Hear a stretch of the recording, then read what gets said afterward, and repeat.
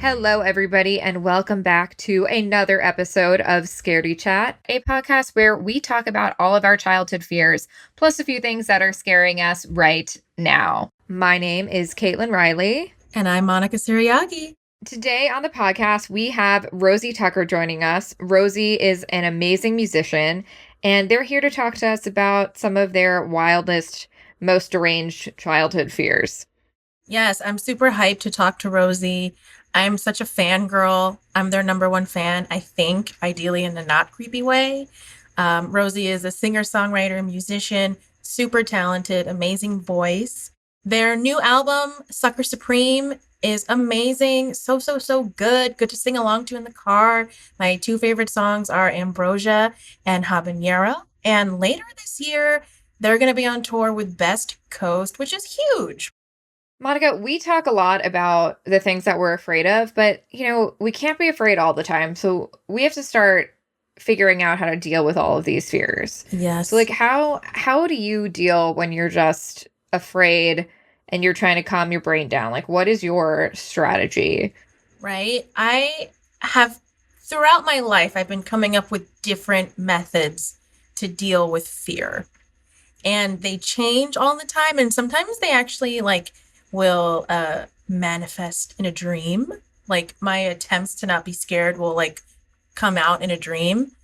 Okay. Which is actually really nice when that happens, because I wake up feeling very calmed. But for now, so I have a new fear of that. I live alone now, which is dope. If you can do it, I recommend it.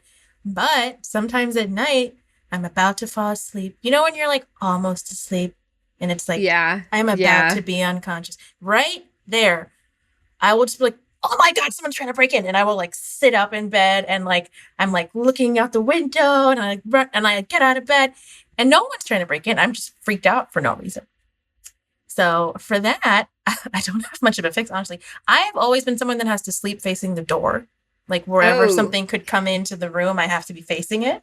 Feng shui, yeah, that's a serious thing for sure. Yeah, you gotta face the door. So I sleep like that. And honestly, after maybe 3 minutes of that, I fall asleep.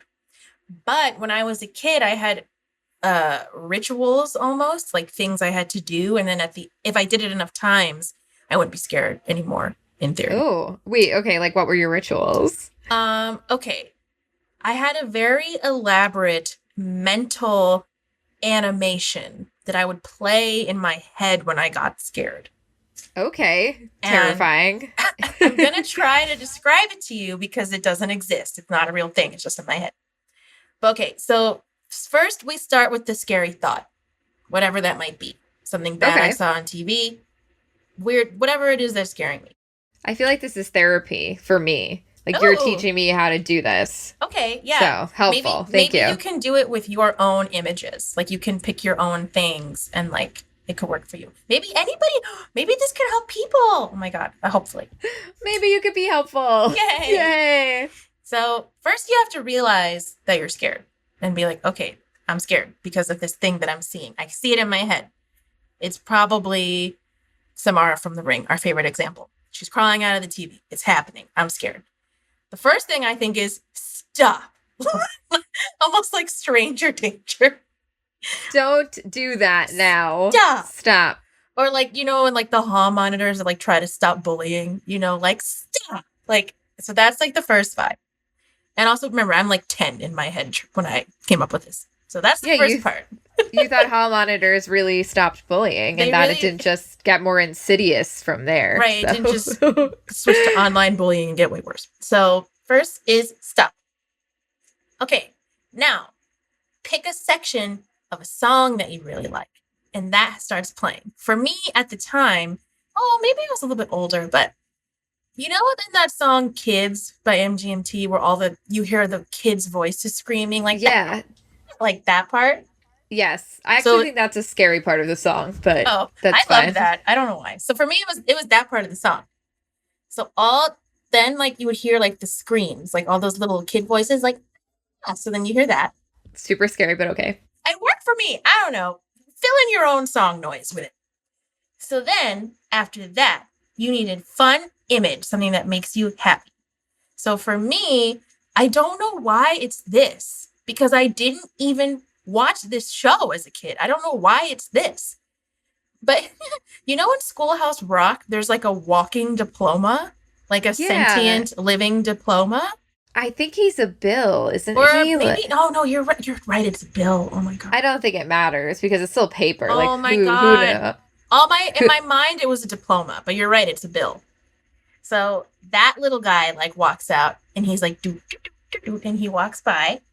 And then all the Pac-Man ghosts, but in the drawing style of Schoolhouse Rock, fly by and they make the little kid scream noise like, and I don't know why, but for some reason, the combination of all of those things would make me very happy.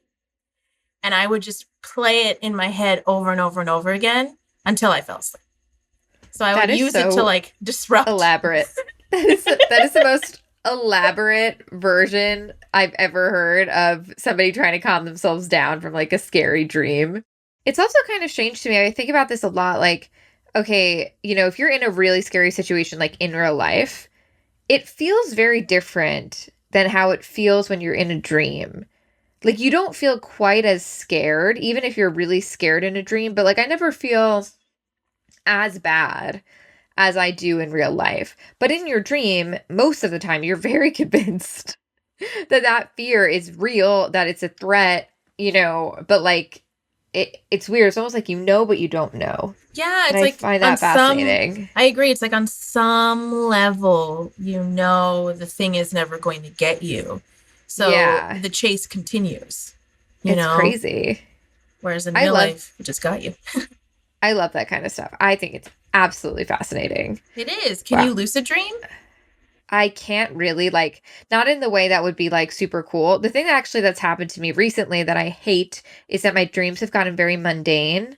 I hate it. Like, I have dreams literally that I'm doing laundry or that I'm at work. No. Yes, I swear to God that I'm like doing work and I'm like writing, and not that that's, you know, that can be helpful in some ways because I guess it gets your creativity flowing or whatever, but like literally I'll have dreams that I'm sitting down at my laptop, or I'll have dreams that I'm like doing laundry or like grocery shopping. And I'm like, I could fly. Like, we're aware that I can fly, right? Like brain, like I can do anything.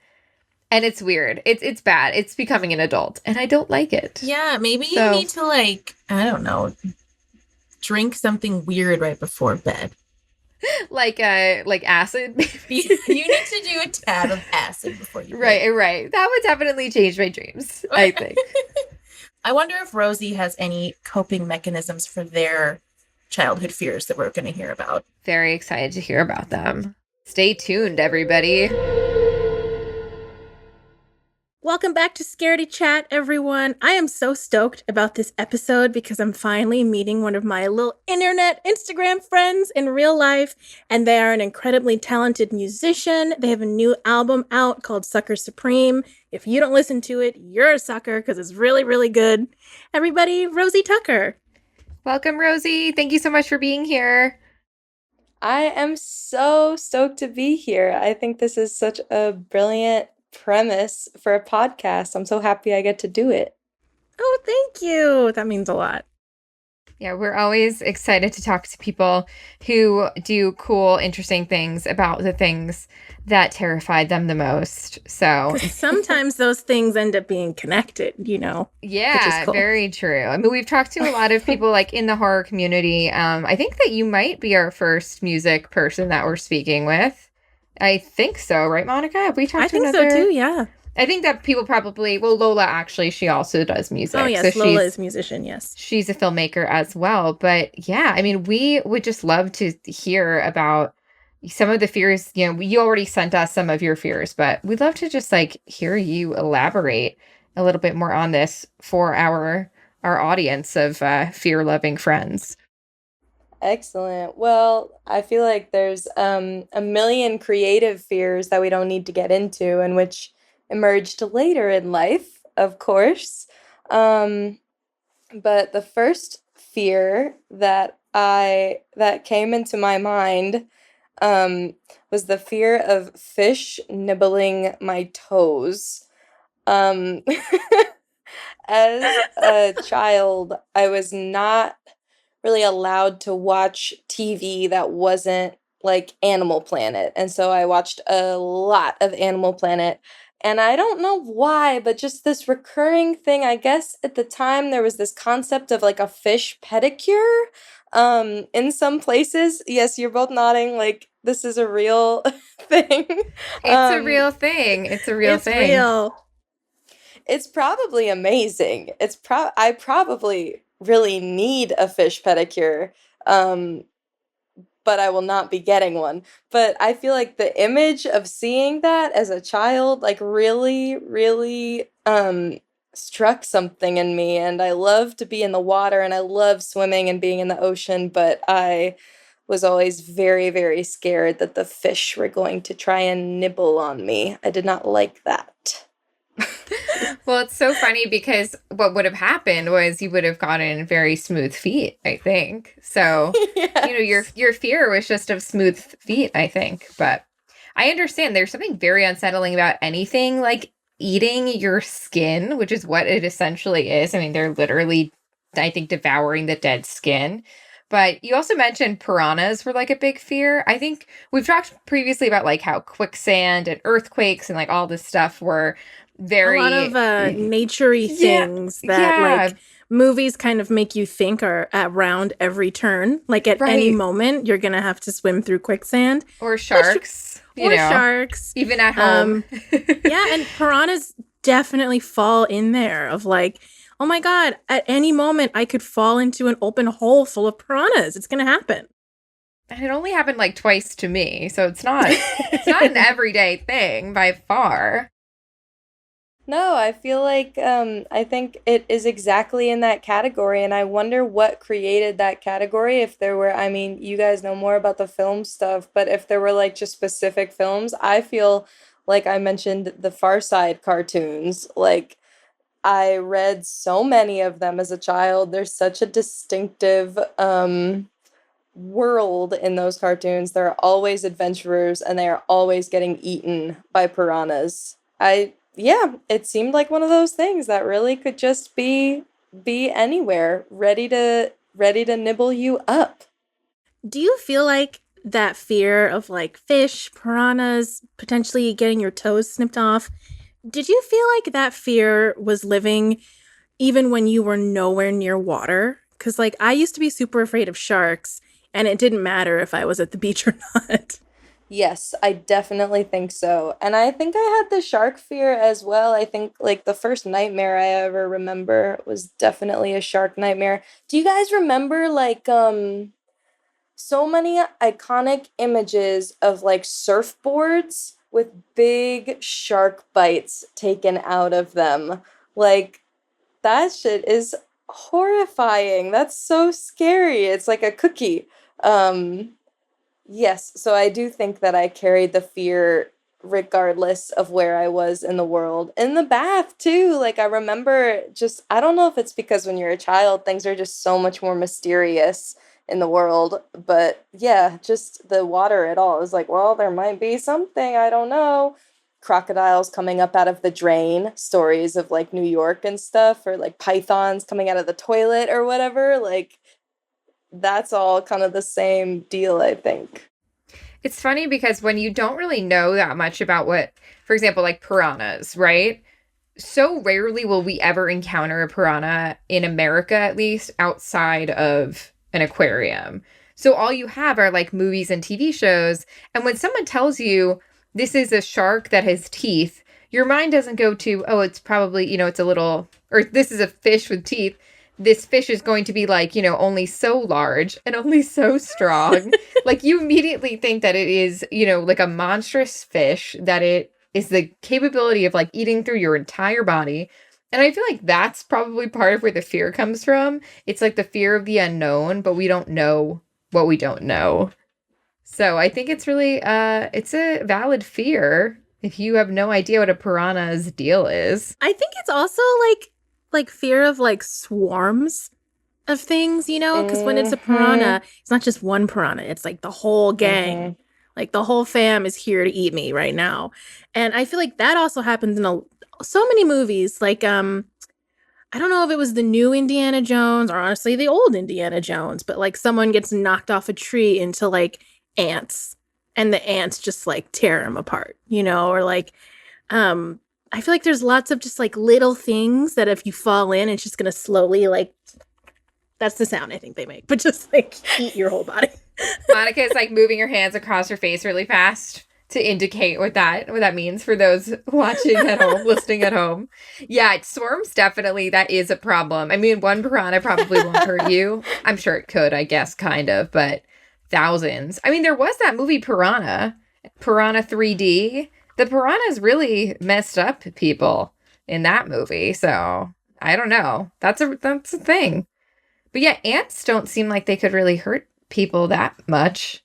I have not seen that film, so I don't know what happens. It's the new Indiana Jones with Shia LaBeouf. I don't know. They're very small, though. Ants can hurt us. Now I have to be afraid of ants. That was my favorite bug. All I know is this guy gets pushed off a tree branch, and that's it. Because he lands in this anthill thing. It's gross.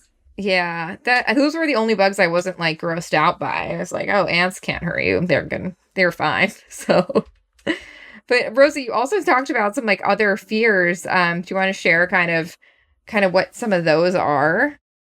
Yes, much less cute, much more sad. But I was thinking a little bit about like, what was I really afraid of as a kid? And my fears were very religiously based. There was a fair amount of time when I was a kid where my mom was a member of like a very small Pentecostal Christian group. So like speaking in tongues, faith healing, like all the intensity, fire and brimstone, all that stuff. And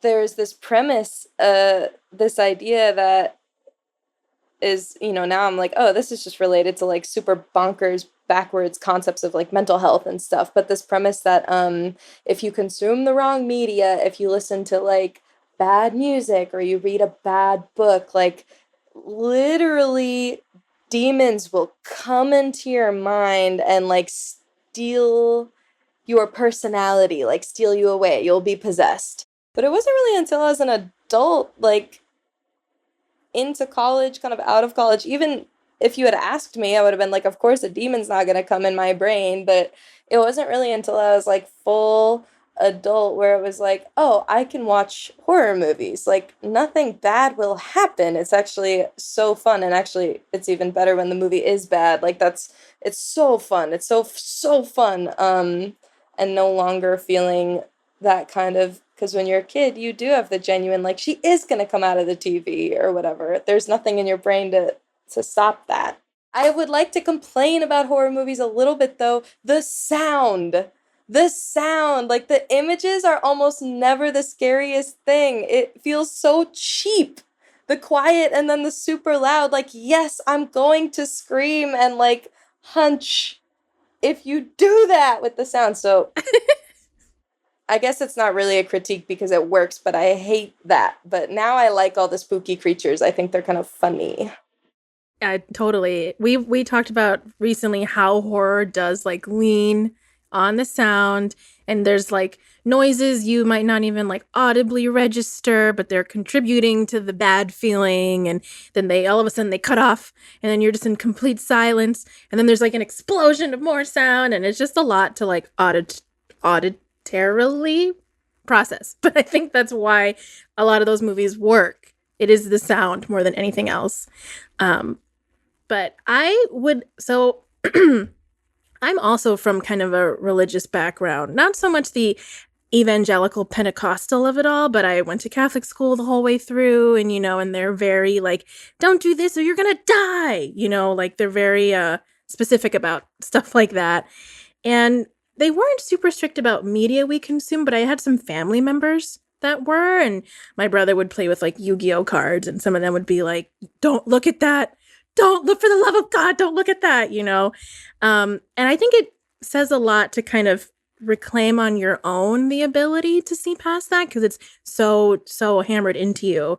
I feel like the enjoying without any fear of consequences, like, it feels funny to say because I'm 27 and it feels so kooky, but these things they do get hammered in really young and they really can change your behavior. But I feel like quarantine Halloween, my partner, we spent all of this time with his family, and they love, like, we got a Shudder subscription and it was like every night a new movie, and like we watched a lot of the classics. Like I got to see The Exorcist for the first time, and then we watched a lot of the like new ones that were really cheaply made. That and then it would be like, well, this scare was really good, but this scare wasn't really good. And so I feel like I started to really appreciate the art of them. Yeah, just the art of the horror movie, and like how they like I watched Parasite over quarantine, which I think I qualify as a horror movie. I watched Get Out over quarantine, which like it was just, I think it's like a perfect mechanism. It's like a machine where all of the parts work perfectly. And like some horror movies, they work because of the ambiguity, and some of them, I think the better ones, the like more, you know, God brain shit is when it's like it works backwards and forwards, like I don't know. So I feel like, yeah, I feel like this past year and a half I have just really gotten to enjoy and appreciate, I don't know shit about film, but just being like, wow, like this one really worked. That scare really scared me, and this scare like just made me laugh because it was so stupid, and there's so much joy there, you know. I watched Alien recently too, which like some of that stuff is kind of funny, the mechanical stuff, but a lot of it is like really, really creepy. I think because it's a person touching a squishy thing. It's like, oh, I can imagine it so much more personally. But yeah, I thought it was a really fun, cool film. Definitely creepy and lasting, but also like just exciting, beautiful, kind of. Yes, and one of my favorite things about Alien is the man in the alien suit, and like the story of how they found him. He was like the directors were in a bar or something, and they just looked over and they saw this incredibly tall man. He was like 6'8", and they were like, "Oh my God, that's the guy. We got to get that guy. He's got like, we got to put him in the suit." And they just walked up to him and asked him. They were like, "We're making a movie about an alien, and we haven't quite figured it out. Like, can you come work with us?" And he was African. He was this guy from Africa, had nothing to do with film or anything. And he was just like, "Yeah, I'll do it." And there's just this beautiful picture of him, like, just like this dude, but then the rest of it is like the suit, and then his real head is sticking out. And I love stories like that, just like this random person, and now he's like, he's since passed away. I think he died actually really young, but we just, we all know him as like the person inside the alien suit. And I just think stuff like that is so cool. And also, while you were talking about like enjoying horror movies, I was like, yes. Because it took me a long time. Like, I'm a horror filmmaker, and it took me a long time to start enjoying them myself because I was just afraid of everything. And also the religious pressure of like, one, anything to do with demon, exorcist, poltergeist, ghost, whatever. All of that was something that could really happen to me if I stepped out of line, So that made it extra scary. It's like grounded in some weird religious pseudo reality. But also just being a chicken. So it took a long time to start watching stuff and enjoying it too. So I'm glad you're there now. Welcome. What are your guys' favorite horror movies? Oh, wow. That's such a difficult question. Wow. I feel like for a long time, I mean, honestly, I think probably one of my favorites is Scream, in terms of like slashers. Because I feel like it's just such a fun movie in addition to being like, it is genuinely scary, I think. And it has like a lot of heart and the characters are really good. Yeah, I mean, I was just reading the script of Get Out again. I feel like that's such like an obvious one to say, but I'm like, this script is so smart. Like, I was just reading over some of the dialogue and all these little like clues. Like, I'm a big person. Like, I love a twist. Like The Sixth Sense, if you can consider The Sixth Sense a horror movie, that's also one of my favorites, where every single thing that you need to know about this movie, they will tell you, but you'll only realize that they told you it like at the end. Kind of what you were saying about like the perfect circle. So like Get Out is like that. The Sixth Sense is like that. Midsummer is like that. Or Midsommar. I never know how to say it. I'm just saying Midsummer, but I love that movie. It's great. Like, Rosie, have you seen Midsummer? I've seen Midsummer. Yes. Yes. So like in the very first scene when they like roll that banner out, that's the whole plot. Like everything that's going to happen is on that thing, you know? Even and the bear. Even the bear. And like, yeah, like every little bit of what's coming is drawn out for us. And I kind of love that because you don't realize it till the end that they told us. So yeah, stuff like that is great. I had no idea. Anything you can freeze frame and be like, that was in the frame already. I did not know. And that's almost like more horrific because what's scarier than somebody being like, I warned you, you stayed, like you watched this movie this whole time, knowing something bad was going to happen subconsciously and consciously, and yet you stayed. You watched all this like horror unfold. I think that's fascinating. Rosie, I wanted to ask you also, when you were a kid and you were, you know, in your prime, like I don't interact with a lot of content, because this is my life as I know it so far. Did you ever accidentally see anything or sneak something and then later be like, oh, fuck, I'm fucked. I'm going to go to hell? Because that used to happen to me. Yes.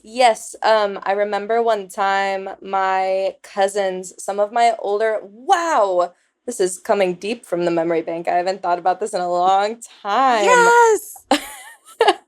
On like a family vacation in the mountains, some of my cousins watched Jeepers Creepers, and I remember there was like a staircase in whatever place we had rented, and I like sat and watched it. Like I wasn't, even though I totally could have just gone down and like sat with them, I was like, no, I will not. But then I like sat and I watched it from the staircase, and then I was like, oh no, I'm gonna die.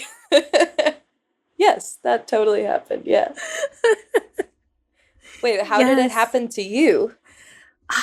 I think it was probably also a scary movie because I saw The Ring in 7th grade, but I didn't want to watch it. It was like involuntary. And I know if my mom had known I had seen that, then she would have been very upset. Like now she wouldn't care, but like at the time. And like I would always see stuff at my cousin's house that I never would have been able to watch at my house. And I would feel really icky afterwards. Like I did something dirty, did something bad. But also like a lot of my windows into childhood pop culture are because of going to their house. Like there's a lot of stuff I would have missed if I never went there. And you definitely remember and see things differently when they're, you know, from childhood, and they like, it hits different when you're 10, you know? So I'm glad for those moments. But like, if you were to see have you rewatched Jeepers Creepers since then? No, I haven't. No. I would be very curious, like if you were to watch it now, if you would feel the same way about it, or did it scare you then? Because that's Jeepers Creepers is scary. Like the title's like kind of silly, but that movie is very scary. I remember being really terrified. I don't even know what the plot is, but I feel like at one point, I'm really fixating on eyeballs for this conversation, but I feel like he like put someone else's eyeballs into his own eyeball sockets, and I was like, that is fucked up. Well, because it's like the song, right? It's like Jeepers Creepers, where did you get those eyes? Yes! I know.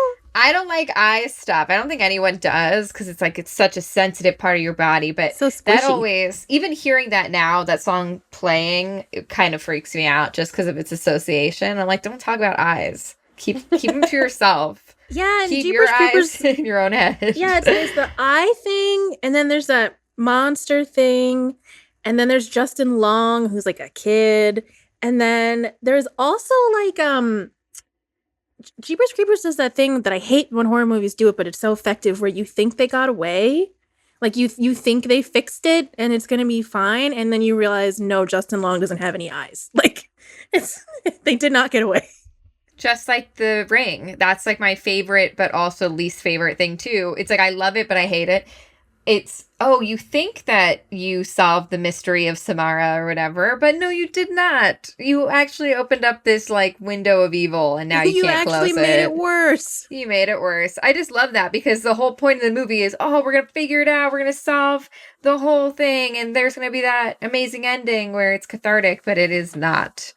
You made it worse. You opened things up to evil and it is bad. I'm remembering, I think my favorite horror movie was this very short Zoom horror movie on Shudder. I don't know if you... Was it Host? Yes. Yes. It's amazing. Amazing. Yes. So scary. Like the most genuinely so scary. So short, right? It was like not very long. It's like an hour, I think. Yeah. Oh my God. Sorry, you just saying you opened up something just made me remember. I think I'd repressed it. That's the tough thing about having a conversation about horror is there's so much repression going on. I gotta like unearth shit in real time. Totally. Every time we talk about something scary, we talk about demons or whatever on a Zoom, I always think of Host because I'm like, oh man, like this is just like that movie. Like it literally looks just like it. I watched it on my laptop too, so it even felt like it. Like I was on a Zoom when I was watching it. It was cool.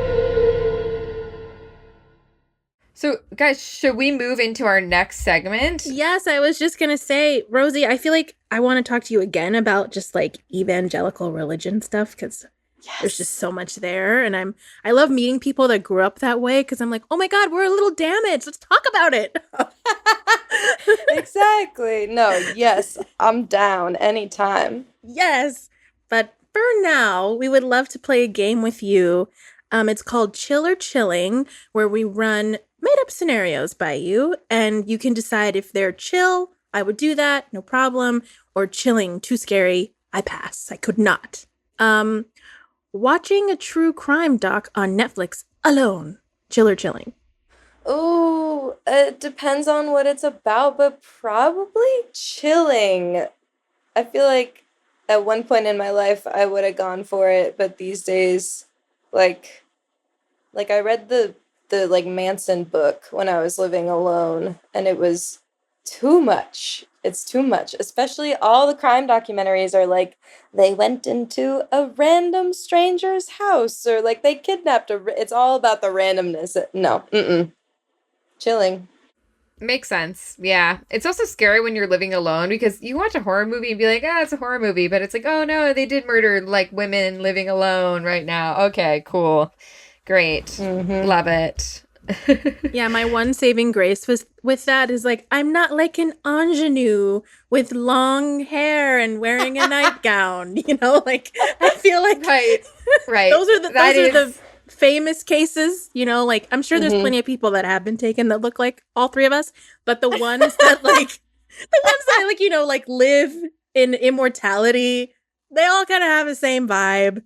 You've never worn a nightgown. Not once. None of us are the vibe. And you know the vibe I'm talking about. Like, you can see the black and white pictures in your head. Mm-hmm. I can. Long middle part. Middle part. It's always you know, like they're like looking up at the camera. Beautiful women. Don't get me wrong. They're beautiful women.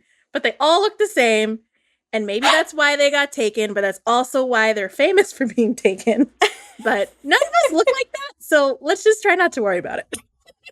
I love how that's like the least scientific thing in the entire world. But like, sure, whatever makes us feel better. That's how I make myself feel better. I'll be like, you know what? I don't look like anyone that died in that movie, so I'm fine. It's perfect. It's great. It's great. Okay, so this is my turn. Let's see. Let me pick one. Okay, so you are a performer. Mm-hmm. So you get on stage. Maybe this is a dream. So I think Monica wrote this one, but the dream where you forget all the lyrics to your song while you're about to perform, you're on stage. What happens then? Are you afraid of that? Chill or chilling? I feel like I've done it too many times to be scared of it. I don't know. I feel chill. I think that there is sometimes something magical about making a mistake where it can give the performer like enough humanity where the audience goes, oh, like I feel like a lot of my very best shows are like where I fuck up or where something goes wrong, and like it's just this like shot of adrenaline. It's like, oh my God, I'm alive, I'm here doing it. Like if I keep messing up, then the whole thing stops moving, and then I am standing in front of people, which is scary, but is not terror scary, just kind of like, you know, like if the music stops, I'm just guy in shoes going, hey, what's up? So yeah, it's chill. It happens. You can't be too afraid of the public embarrassment because we have to be alive. It's okay. I love that. And I do love when I go to a show and people mess up. I love it. Yeah, it's fun. I love it. It's just like, okay, yeah, we're all here. I'm not going to leave. Like, I still like you. Like, you know, I'm still a fan. Have tomatoes in your bag throwing them at performers who mess up. Imagine if people did that. Imagine. Bring free it back, tomatoes. honestly. Like, free produce. Let's bring some stakes to the performance these days. There are no stakes. I can do whatever I want on stage without consequences. Rosie, it has been such a pleasure talking to you today. Yeah, like I said before, I've been waiting for this for so long to meet you, and Kaitlin was here with us, and it's always fun to hear about people's fears because I think it does inform the kind of adults that we become, what we were afraid of when we were little. And I'm also just going to fangirl a little bit. Everybody, you got to check out Rosie's music. It's so good. Their voice is like biting into a sweet green apple. It's sharp. It's sweet. It cuts above everything else. You just got to listen to it, okay? Just do it because I told you to. Well, that is really, really nice. I had the nicest time. Thank you, Monica and Kaitlin. I hope that I get to see you guys in the flesh at some point. I know. We have to do that. Yeah, no, this was amazing. Thank you so much for being here. Yeah, I had a really great time. I'm excited to listen to more episodes of the show too. It's such a great concept. I love it. Oh, thank you. And where can our Scaredy Chat listeners find you? Or is there anything coming up that you want them to know about? Sure. Yes, I got stuff to hawk. I am on the internet pretty much everywhere as @LilSpoonerism. Or you can just Google my full name, Rosie Tucker. And I'm going on tour in like 6 months from now, which feels like, I mean, technically is a really long time away, but like I haven't done anything for so long that it's what I'm excited about. So I have some, if you go to my website, rosietuckermusic.com, I've got I'm probably coming near someone who is listening, and if they want to buy a ticket, they can do that.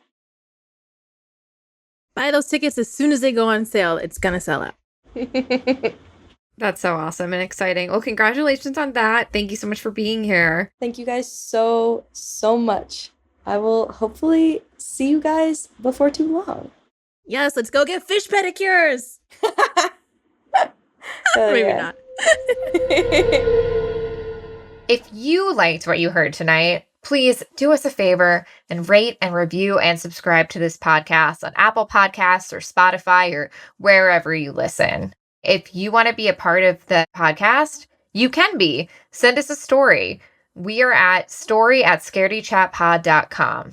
Follow us on social media or on Instagram @scaredychat_podcast. Have a spooky day, Scaredy Cats.